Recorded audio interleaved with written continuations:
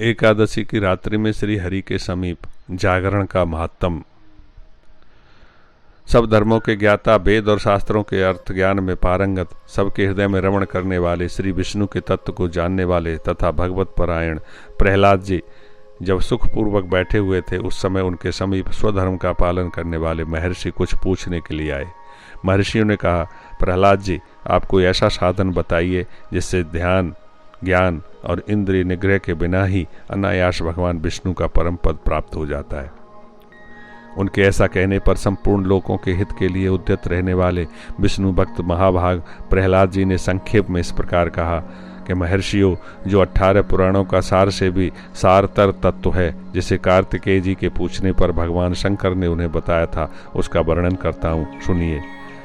महादेव कार्तिकेय से बोले कि जो कलयुग में एकादशी की रात में जागरण करते समय वैष्णव शास्त्र का पाठ करता है, उसके कोटि जन्मों के किए हुए 4 प्रकार के पाप नष्ट हो जाते हैं। जो एकादशी के दिन वैष्णव शास्त्र का उपदेश करता है, उसे मेरा भक्त जानना चाहिए।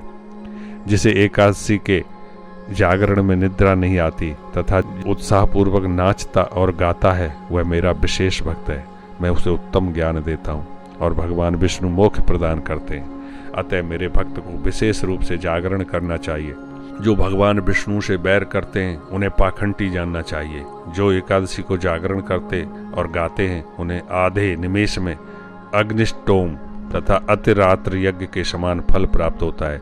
जो रात्रि जागरण में बारंबार भगवान विष्णु के मुखारबिंद का दर्शन करते हैं, उनको भी वही फल प्राप्त होता है जो मानव द्वादशी तिथि को भगवान विष्णु के आगे जागरण करते हैं। वे यमराज के पास से मुक्त हो जाते हैं।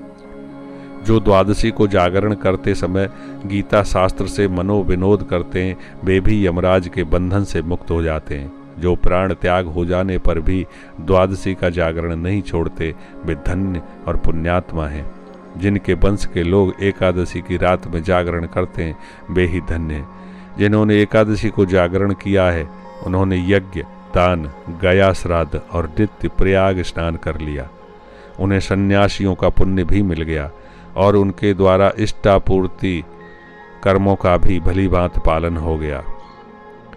हे षडानन, भगवान विष्णु के भक्त जागरण सहित एकादशी व्रत करते हैं, इसलिए वे मुझे सदा ही विशेष प्रिय हैं। जिसने वर्धनी एकादशी की रात में जागरण किया है, उसने पुनः प्राप्त होने वाले शरीर को स्वयं ही भस्म कर दिया। जिसने त्रिस्पर्शा एकादशी को रात में जागरण किया है, वह भगवान विष्णु के स्वरूप में लीन हो जाता है।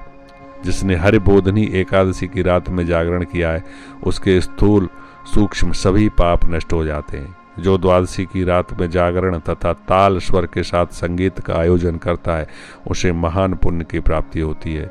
जो एकादशी के दिन ऋषियों द्वारा बनाए हुए दिव्य स्तोत्रों से ऋग्वेद, यजुर्वेद तथा सामवेद के वैष्णव मंत्रों से, संस्कृत और प्राकृत के अन्य स्तोत्रों से व गीत, वाद्य आदि के द्वारा भगवान विष्णु को संतुष्ट करता है, उसे भगवान विष्णु भी परमानंद प्रदान करते हैं।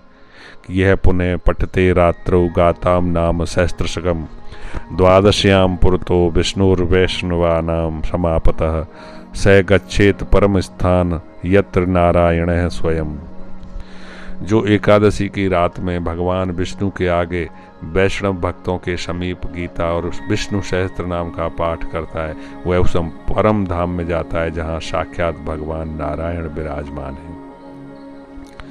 पुण्यमय भागवत तथा स्कंद पुराण भगवान विष्णु को प्रिय हैं। मथुरा और ब्रज में भगवान विष्णु के बाल चरित्र का जो वर्णन किया गया है, उसे एकादशी की रात में भगवान केशव का पूजन करके पढ़ता है, उसका पुण्य कितना है यह मैं नहीं जानता, कदाचित भगवान विष्णु जानते हों।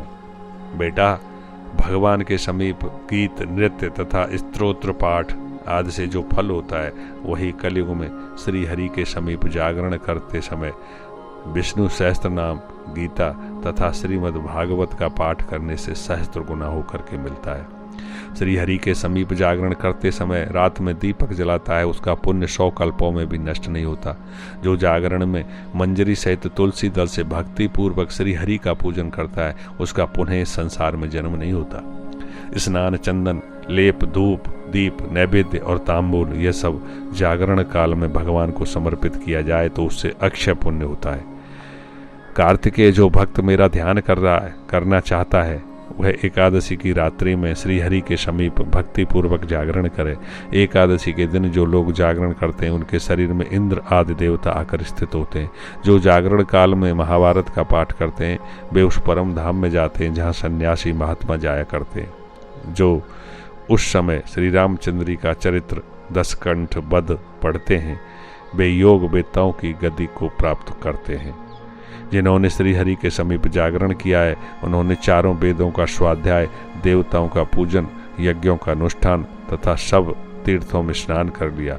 श्री कृष्ण से बढ़कर कोई देवता नहीं है और एकादशी व्रत के समान कोई दूसरा व्रत नहीं है। जहाँ भागवत शास्त्र है, भगवान विष्णु के लिए जहाँ जागरण किया जाता है, जहाँ शाल ग्राम शिला स्थित होती है, वहाँ साक्षात भगवान विष्णु उपस्थित होते हैं। ओम नमो भगवते वासुदेवाय।